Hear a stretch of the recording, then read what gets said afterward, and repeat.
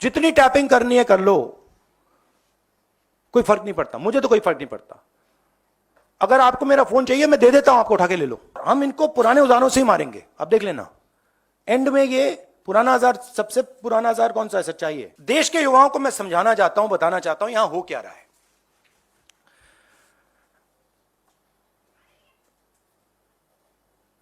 आपका ध्यान कभी इधर ले जाते हैं, कभी उधर ले जाते हैं, कभी इधर ले जाते हैं। आपके दिल के अंदर गुस्सा पैदा करते हैं, और जब आपके दिल में नफरत आती है, गुस्सा आता है, जो आपका भविष्य है, जो इस देश की पूंजी है, जो इस देश का धन है, उसको उठा के ये लोग ले जाते हैं। क्योंकि नरेंद्र मोदी जी की आत्मा अदानी में है। तोता कहीं बैठा है, राजा कहीं बैठा है। पूरे ऑपोजिशन के खिलाफ यहां पे एप्पल का नोटिस आता है। मैंने इसको थोड़ा आपके लिए बड़ा करके दिखाया है, देखिए अच्छी तरह देखिए, ये तोते का काम है। नमस्कार, मैं रवीश कुमार। ये स्टेट कौन है, कहां का स्टेट है, इसका कैसा चेहरा है जो भारत के विपक्षी सांसदों और पत्रकारों के आईफोन पर हमला कर रहा है? विपक्षी नेताओं और पत्रकारों के आईफोन पर अलर्ट आया है कि उनके फोन पर राज्य प्रायोजित अटैकर हमला कर सकते हैं। एप्पल कंपनी अपने अलर्ट में राज्य प्रायोजित हमला लिखती है, किसी देश या राज्य का नाम नहीं लेती। कंपनी की वेबसाइट पर राज्य प्रायोजित अटैकर की परिभाषा साफ है या नहीं, लेकिन क्या सरकार, विपक्ष, हम और आप नहीं जानते कि राज्य प्रायोजित का क्या मतलब हो सकता है? क्या आज की दुनिया में सरकारें साइबर अटैक नहीं कराती, फोन के भीतर जासूसी सॉफ्टवेयर प्लांट नहीं करवाती? तो यही मतलब निकलना चाहिए, और क्या मतलब निकल सकता है? नोटिफिकेशन में एप्पल ने यह तो लिखा है कि हो सकता है कि गलत अलार्म हो, मगर उसने राज्य प्रायोजित अटैकर के होने पर संदेह नहीं किया है। इसलिए कोई भी राज्य प्रायोजित अटैकर को लेकर संदेह नहीं कर सकता। यह तो एप्पल का फोन है, क्या पता जिसके पास एंड्रॉयड फोन है उन्हें तो ऐसी चेतावनी भी नहीं मिलेगी, और उनके फोन के भीतर क्या कुछ हो गया होगा। जांच एजेंसियां लगाकर विपक्ष के यहां जब तब छापे मारने के बाद अब उनसे क्या जानना रह गया है कि इनके फोन पर स्टेट के अटैकर के हमले का अलर्ट आ रहा है। एप्पल जब अलर्ट जारी कर रही है तो उससे पूछा जाना चाहिए कि किस तरह का सॉफ्टवेयर है, पेगासस है या कुछ और है। इस अटैक से सांसद और पत्रकार खुद को कैसे बचा सकते हैं? क्या एप्पल का कोई आधिकारिक बयान आज आया है? इसे लेकर भी अटकलें चल रही हैं। क्या आपको पता है कि भारत सरकार के इलेक्ट्रॉनिक और सूचना प्रौद्योगिकी मंत्रालय ने सितंबर और अक्टूबर में एप्पल फोन को लेकर हाई लेवल की चेतावनी जारी की थी कि इनके फोन सुरक्षित नहीं है, कोई भी इसके सुरक्षा चक्र को भेद सकता है। इसके बाद सरकार सोती क्यों रही? हम इस वीडियो में आगे इस पर विस्तार से बात करेंगे, लेकिन शुरुआत आज की खबर से करते हैं। कांग्रेस सांसद शशि थरूर, केसी वेणुगोपाल, रेवंत रेड्डी, छत्तीसगढ़ के उप मुख्यमंत्री टीएस सिंहदेव, कांग्रेस के दो प्रवक्ता सुप्रिया श्रीनेत और पवन खेड़ा, राहुल गांधी के कार्यालय के सहयोगियों के फोन पर भी अटैक का अलर्ट आया है। तृणमूल कांग्रेस की सांसद महुआ मोइत्रा, आम आदमी पार्टी के सांसद राघव चड्डा, एआईएमआईएम के सांसद असदुद्दीन ओवैसी, शिवसेना उद्धव ठाकरे की सांसद प्रियंका चतुर्वेदी, इन सब के आईफोन पर मैसेज आया है कि स्टेट का कोई अटैकर फोन पर हमला करने वाला है। समाजवादी पार्टी के अध्यक्ष अखिलेश यादव के आईफोन पर भी अलर्ट आया है। माकपा नेता सीताराम येचुरी भी इसमें शामिल हैं। पत्रकारों में द वायर के सिद्धार्थ वरदराजन, दक्कन क्रॉनिकल के संपादक श्रीराम कार्री, स्वतंत्र पत्रकार रेवती के आईफोन पर अलर्ट आया है। बड़े दुख की बात है कि सुबह सुबह ये जानकारी मिली और इस तरह का मैसेज कंपनी के माध्यम से मोबाइल पर पहुंचा है, और ये जो मैसेज बता रहा है कि आपका स्टेट एजेंसी या स्टेट की तरफ से हैक किया जा रहा है या जासूसी की जा रही है। तो बड़े दुख की बात है आज हमारे डेमोक्रेसी में, लोकतंत्र में आजादी और आपकी प्राइवेसी को भी ये किस लिए उसको खत्म करना चाहते हैं? आखिरकार जासूसी किस लिए? और इस सीमा तक कि जो पार्टी के बड़े नेता हैं, पार्टियों के बड़े नेता हैं, उनके मोबाइल सर्वेलेंस में ले ली जाए, उनकी जानकारी हो जाए, ये बड़ा दुखद है। और डेमोक्रेसी में इसके लिए कोई जगह नहीं है। इसकी जांच हो, सरकार जांच करके बताएगा क्यों ऐसा चल रहा है, जिसमें कई वरिष्ठ नेता हैं, डिफरेंट पार्टीज के हैं। तो ये स्टेट कौन है? कौन विपक्ष के नेताओं के फोन में सॉफ्टवेयर घुसाने की कोशिश कर रहा है? 2021 में पेगासस का कांड सबके सामने आया। एप्पल कंपनी की वेबसाइट पर ऐसे मामलों के लिए एक बना बनाया जवाब अगस्त 2023 से ही मौजूद है कि एप्पल कंपनी किसी स्टेट का नाम नहीं लेती, मतलब सरकार का नाम नहीं लेती। एप्पल बस चेतावनी देती है कि राज्य की तरफ से आपके फोन पर हमला हो सकता है। पेगासस सॉफ्टवेयर कितना खतरनाक था, एक बार आपके फोन में घुस गया तो वह बंद फोन का वीडियो कैमरा चालू कर सकता था, उसके जरिए आपके बेडरूम में झांक सकता था, आपकी सारी बातें सुन सकता था, रिकॉर्ड कर सकता था। उस वक्त कितना बवाल हुआ। अब फिर से विपक्ष के नेताओं के फोन पर अलर्ट का आना चिंता की बात है। कांग्रेस मुख्यालय में प्रेस कॉन्फ्रेंस के लिए इंतजार कर रहे मीडिया के इन कैमरों की नजर राहुल गांधी पर थी, मगर राहुल गांधी को पता था कि इन कैमरों के पीछे कौन उन्हें देख रहा होगा। एक बार के लिए उन्होंने अदानी का नाम लिया, मगर कई बार बताया कि सरकार प्रधानमंत्री नहीं, सरकार का चेहरा प्रधानमंत्री हैं, मगर असली सरकार अदानी हैं और वो देख रहे होंगे। राहुल गांधी ने साफ किया कि वे इस अलर्ट की गंभीरता को ठीक से समझते हैं। इन कैमरों के लेंस आसानी से छोटी सी चीजों को भी पकड़ सकते हैं, मगर राहुल जानते हैं कि कैमरों के लेंस पर कंट्रोल किसका हो गया है। एप्पल का नोटिस आता है, मैंने इसको थोड़ा आपके लिए बड़ा करके दिखाया है। राहुल ने कहा कि विपक्ष के नेताओं के आईफोन पर अटैक का काम चोरों और अपराधियों का है। पेगासस मामले में भी इस तरह की बात सामने आई थी। उनके फोन में भी सॉफ्टवेयर था, मगर उस जांच का कोई नतीजा नहीं निकला। इसलिए वे इस बात को जनता के बीच उठाते रहेंगे कि जब भी अदानी के खिलाफ रिपोर्ट आती है, उससे देश का ध्यान भटकाने के लिए यह सब किया जाता है। पता नहीं आपने सुनी है या नहीं, एक पुरानी कहानी है। पहले टाइम, बहुत सालों पहले हिंदुस्तान में एक राजा हुआ करता था।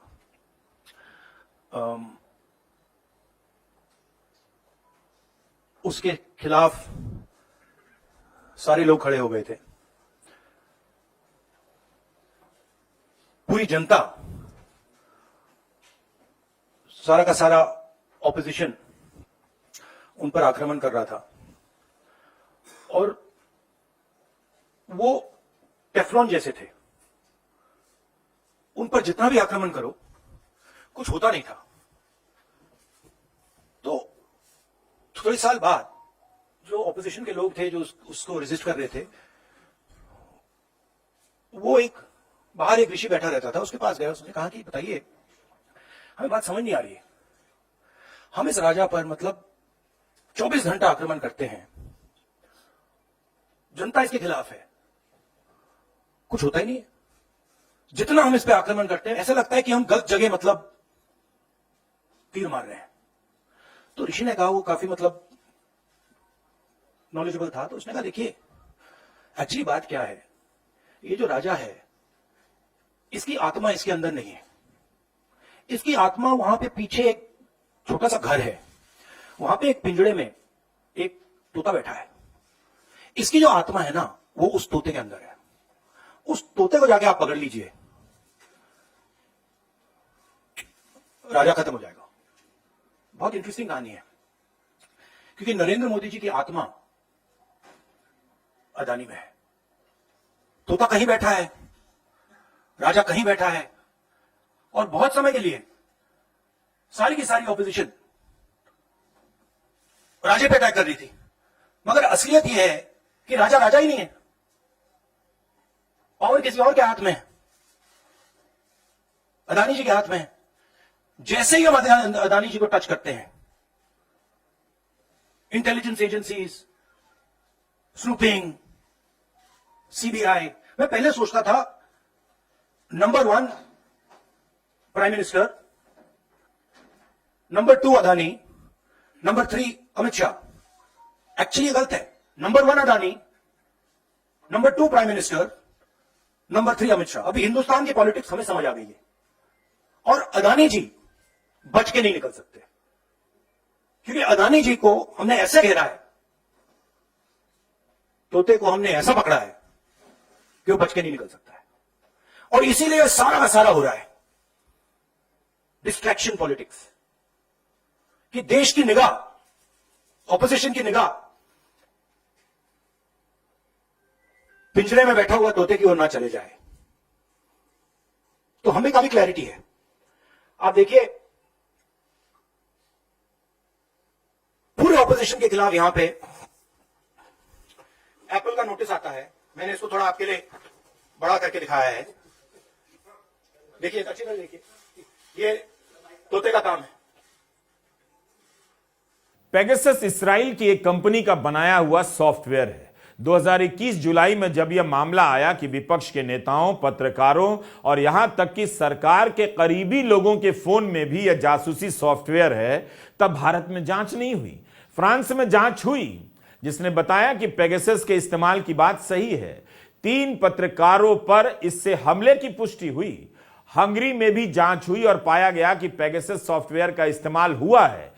अमेरिका की जांच एजेंसी FBI ने भी पिछले साल फरवरी में मान लिया कि उसने पेगासस खरीदा है, मगर यह भी कहा कि यह नई तकनीक से अपडेटेड रहने और उसके परीक्षण करने के लिए खरीदा गया। यही FBI 10 महीने बाद एप्पल की बढ़ती क्लाउड सुरक्षा को लेकर चिंता जाहिर कर रही थी। 2021 में जब पेगासस सॉफ्टवेयर आईफोन में घुस गया, तब इस फोन की सुरक्षा को लेकर दुनिया भर में बवाल मच गया। एप्पल कंपनी का दावा था कि उसके आईफोन की सुरक्षा इतनी आसानी से नहीं भेदी जा सकती। पेगासस से एप्पल को काफी धक्का लगा, तब उसने कई घोषणाएं की।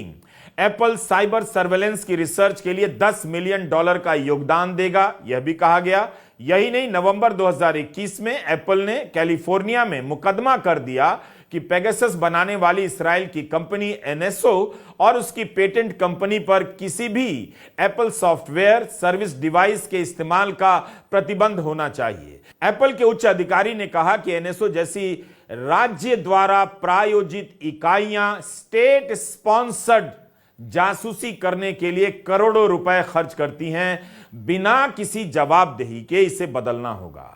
एप्पल के केस करने के कुछ हफ्तों के बाद ही खबर आई कि जॉर्डन में कुछ मानवाधिकार कार्यकर्ताओं के फोन हैक कर लिए गए।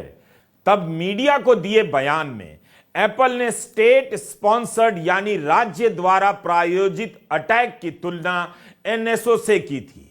NSO ही पेगासस जैसी सॉफ्टवेयर बनाती है जो दावा करती है कि वो अपना सर्वेलेंस मटेरियल केवल सरकारों को देती है। इसलिए जब 2021 में कई देशों में पेगासस के हमले की खबर आई, तब सरकारों पर भी सवाल उठे, बताइए आपने खरीदे हैं या नहीं। सरकारें चुप्पी साध गईं। भले ही एप्पल की वेबसाइट पर लिखा है कि वह स्टेट स्पॉन्सर्ड को परिभाषित नहीं करती है, नाम नहीं लेती कि कौन सी सरकार है, मगर उसके एक पुराने बयान से आप समझ ही सकते हैं कि राज्य द्वारा प्रायोजित अटैक का मतलब एप्पल के लिए क्या है। बस वह सरकार का नाम नहीं लेती। सरकार की हरकत हो सकती है, इसका इशारा तो कर देती है। पेगासस के बाद अपनी छवि ठीक करने के लिए एप्पल ने आईफोन के लिए एक अलर्ट सिस्टम विकसित किया। अगर किसी का फोन टारगेट होगा तो एप्पल अपने यूजर को अलर्ट जारी करेगा। एप्पल ने ऐसे लोगों को परिभाषित किया है कि ये कौन लोग हैं, और आप इसी से समझ सकते हैं कि स्टेट स्पॉन्सर्ड का क्या मतलब हो सकता है। कौन लोग ऐसे लोगों के पीछे पड़ सकते हैं। यह केवल हैकिंग नहीं है, यहां पर एप्पल खास तौर पर स्टेट स्पॉन्सर्ड को दूसरे तरीके से परिभाषित कर देती है। आमतौर पर जो साइबर क्राइम होते हैं उससे राज्य द्वारा प्रायोजित अटैक अलग होता है। इसमें बहुत ही हाई क्वालिटी का सॉफ्टवेयर इस्तेमाल किया जाता है जो बहुत कम लोगों पर खास तौर से इस्तेमाल होता है। इस वजह से इन अटैक को रोकना, पकड़ना बहुत मुश्किल है। एप्पल को अपनी वेबसाइट पर यह सब लिखना पड़ा और सुरक्षा फीचर बढ़ाने पड़े क्योंकि वह सुरक्षा के नाम पर ही दावा करती रही है कि दूसरे फोन के मुकाबले उसका आईफोन सर्वश्रेष्ठ है। पिछले वर्षों में हैकिंग और जासूसी की बढ़ती घटनाओं के चलते एप्पल ने लॉकडाउन मोड और इस तरह से सूचना भेजने की सेटिंग भी लॉन्च की। हमारा सवाल है कि क्या इलेक्ट्रॉनिक एवं सूचना प्रौद्योगिकी मंत्री अश्विनी वैष्णव को एप्पल से कोई जवाब आया है, उनकी कोई बात हुई है जिसके आधार पर उनका बयान है, या फिर एप्पल की वेबसाइट पर पहले से जो मौजूद है उस सूचना के आधार पर मंत्री जी ने बातें कही हैं। दोनों बातों का स्पष्ट होना बहुत जरूरी है क्योंकि अश्विनी वैष्णव ने कैसे यह बयान दे दिया कि एप्पल ने 150 देशों में ऐसे अलर्ट जारी किए हैं। उनके ही राज्य मंत्री का ट्वीट है और उसकी भाषा अलग है कि एप्पल ने अगर चेतावनी जारी की है तो स्पष्ट करे कि ऐसे नोटिस 150 देशों में लोगों को कैसे मिले हैं। हिंदू अखबार ने लिखा है कि अश्विनी वैष्णव ने 150 देशों का जिक्र कर मामले की गंभीरता को कम करने का प्रयास किया। इंडियन एक्सप्रेस और हिंदू ने लिखा है कि पिछले 2 वर्षों में 150 देशों में लोगों को चेतावनी दी गई है। आज की घटना से इसका कोई संबंध नहीं है। जब सरकार के पास ही स्पष्ट और ठोस जानकारी नहीं है तो बयान देने की इतनी जल्दी क्या थी। दुनिया की छोड़िए, भारत में विपक्ष और पत्रकार के फोन पर अलर्ट क्यों आया, हम आपको बताना चाहते हैं कि इलेक्ट्रॉनिक व सूचना प्रौद्योगिकी मंत्रालय की एक कंप्यूटर इमरजेंसी रिस्पांस टीम है, सर्ट इन। इसने 27 अक्टूबर को हाई कैटेगरी की चेतावनी जारी की है। ठीक इसी तरह की चेतावनी सितंबर महीने में भी जारी की गई थी।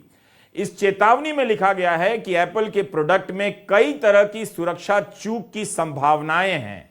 कोई अटैकर चाहे तो संवेदनशील सूचनाओं को निकाल सकता है, फोन के सुरक्षा चक्र को भेद सकता है, एप्पल डिवाइस में घुसकर जानकारी निकाल सकता है।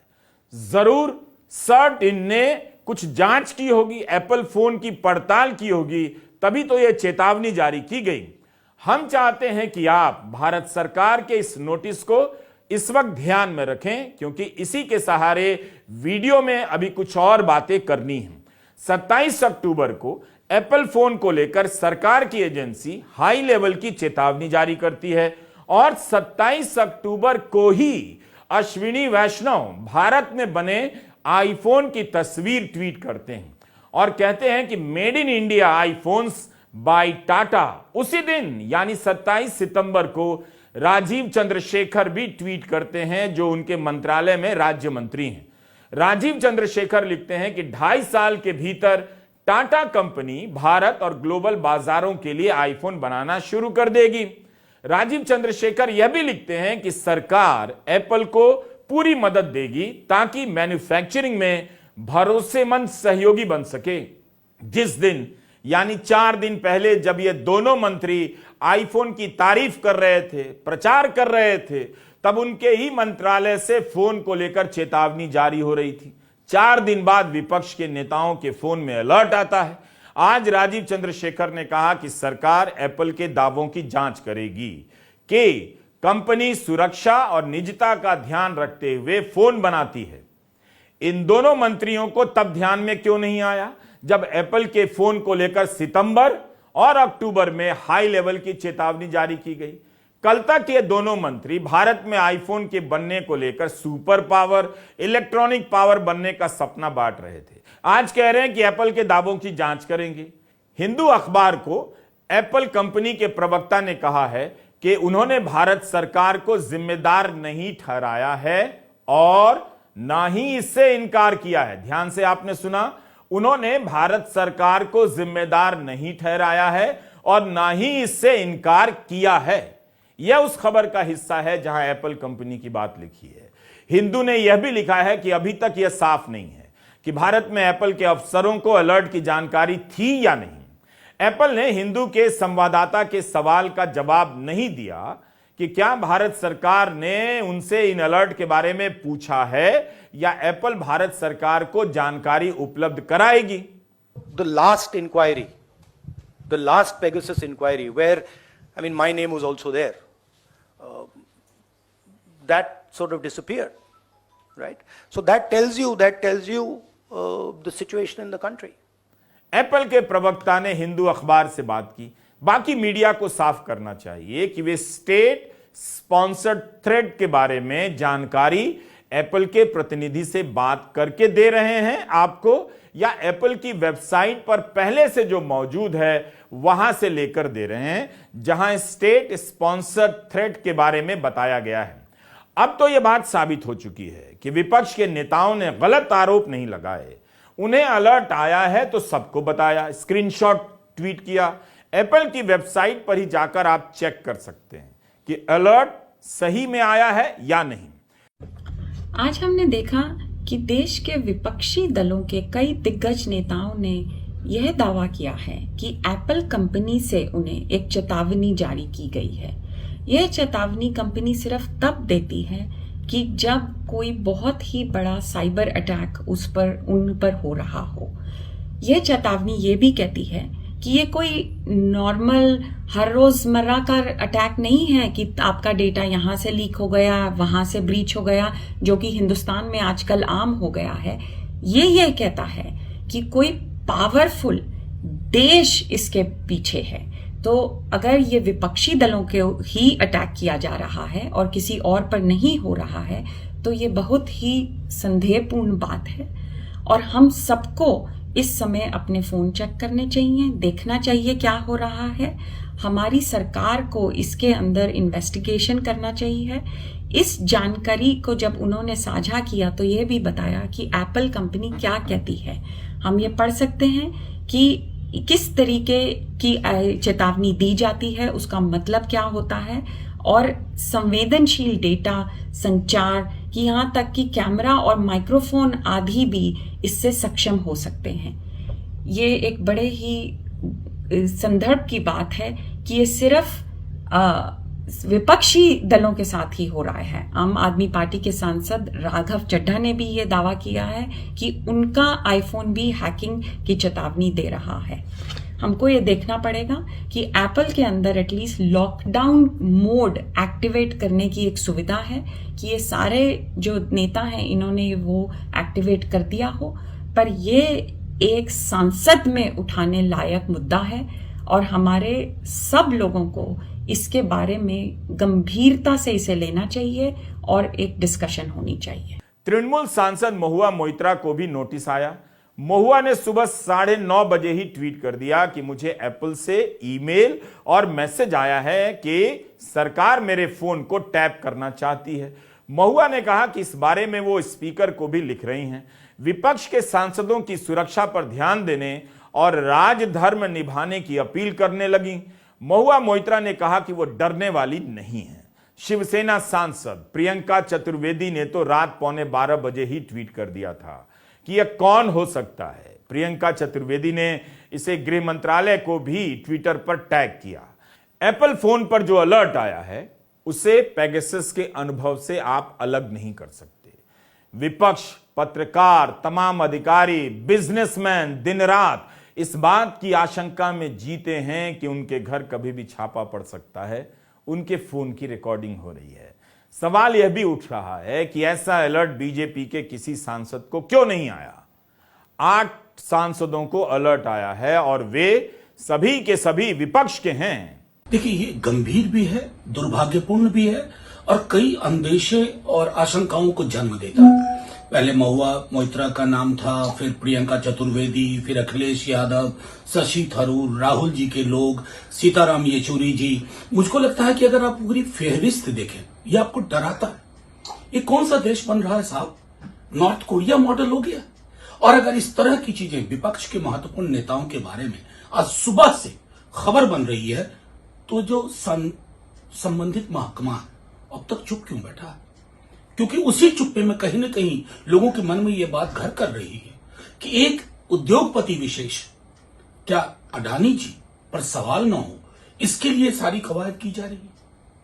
मैं समझता हूं कि कई सारी चीजें जो हमारे जहन में थी पेगासस को लेकर के, आज इस तरह के अलर्ट के आने के बाद वो साबित हो जाता है और सरकार की चुप्पी उसको साबित करने में मदद करती है।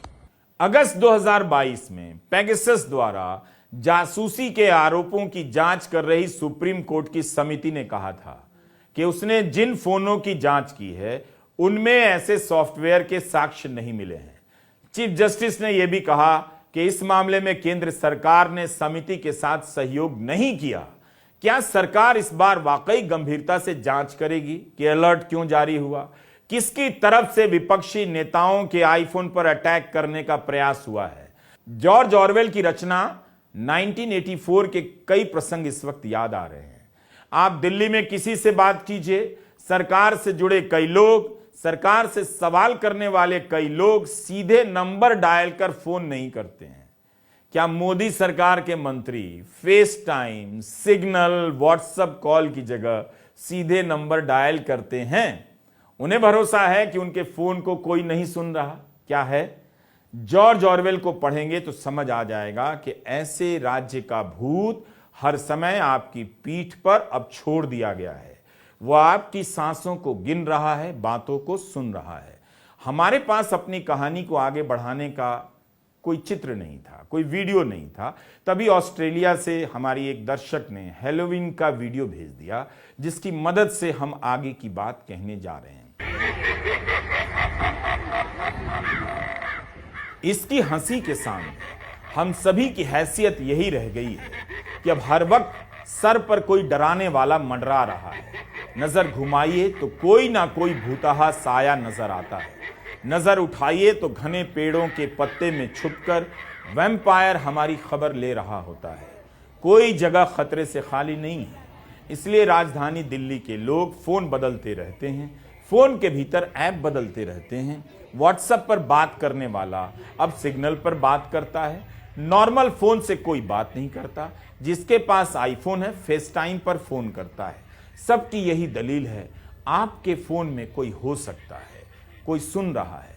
यह जो भूत है बच्चों के खेलने कूदने के त्योहार हैलोवीन का लगता है, मगर आप बड़ों की दुनिया में असली है। यही स्टेट के चेहरे की कल्पना को साकार करता है। अगर आप इस नजर से देखें तो होश उड़ जाएंगे। एक लेवल पे हमें मीडिया की जरूरत है, हमें सेल फोन की जरूरत है। मेरा मतलब यूट्यूब चैनल है मेरा, उसको बंद कर रखा है, मतलब सप्रेस कर रखा है। मेरे ट्विटर को सप्रेस कर रखा है, फेसबुक को सप्रेस कर रखा है। हम सब जानते हैं। आपको आंकड़े चाहिए हम दे देंगे। एक लेवल पे ये है, बट दूसरी लेवल पे क्या होता है, जब ये सारे रास्ते बंद हो जाते हैं तो फिर हमें इनोवेट करने की जरूरत होती है और फिर सचमुच की राजनीति शुरू होती है। मतलब ये लोग सोचते हैं कि भैया हम टेक्नोलॉजी को कंट्रोल करके हिंदुस्तान के युवाओं के अंदर जो दर्द है उसको कंट्रोल कर लेंगे। वो नहीं आएगा हाथ। हम अडेप्ट कर रहे हैं। भारत जोड़ो इसका एक बहुत अच्छा उदाहरण है। उसमें कोई टेक्नोलॉजी की जरूरत नहीं है। आप पूरी टेक्नोलॉजी बंद कर दो, बंद की इन्होंने, पूरा मतलब दम लगा दिया, कोई फर्क नहीं पड़ता। तो एक्चुअली जिस लेवल पे हम पहुंच गए हैं, मुझे लग रहा है, बड़ी इंटरेस्टिंग बात है, मुझे लग रहा है कि पुराने औजार ज्यादा बेनिफिशियल हैं, ज्यादा इफेक्टिव हैं और हम इनको पुराने औजारों से ही मारेंगे। आप देख लेना, एंड में ये पुराना औजार, सबसे पुराना औजार कौन सा है? सच्चाई है। उसी से हम इनको पकड़ के, आखिरी सवाल संजीव, कोई भाग नहीं सकता। आपका फोन सुरक्षित नहीं है, यह आपसे बेहतर कोई नहीं जानता। आपने वो खबर तो देखी होगी कि 81 करोड़ भारतीयों के पासपोर्ट की सूचना, आधार कार्ड की सूचना, फोन नंबर, घर का पता, ये सब जानकारी लीक हो गई है। हिंदू अखबार की रिपोर्ट है कि अमेरिका के साइबर सिक्योरिटी फर्म ने इसकी जानकारी Indian council of medical research को दी है। तो ये हाल है सरकार का और ये हाल है आपके डेटा का। आपके फोन से डेटा चोरी हो रहा है, चोर घुसकर आपकी बात सुनना चाहता है, विपक्ष के सांसद पत्रकारों के फोन को कोई सुन रहा है, कोई सुनने के लिए हमला कर रहा है, यह सवाल हर नागरिक के लिए पहला सवाल होना चाहिए। वैसे भी सरकार ने कह दिया है कि कौन सी कंपनी किस पार्टी को कितना चंदा देती है आपको जानने की जरूरत नहीं, मगर इतना तो आप समझ ही रहे हैं कि आपका पड़ोसी आपके फोन में नहीं झांकने आएगा। किसे झांकने की जरूरत पड़ सकती है आप जानते हैं। नमस्कार, मैं रवीश कुमार।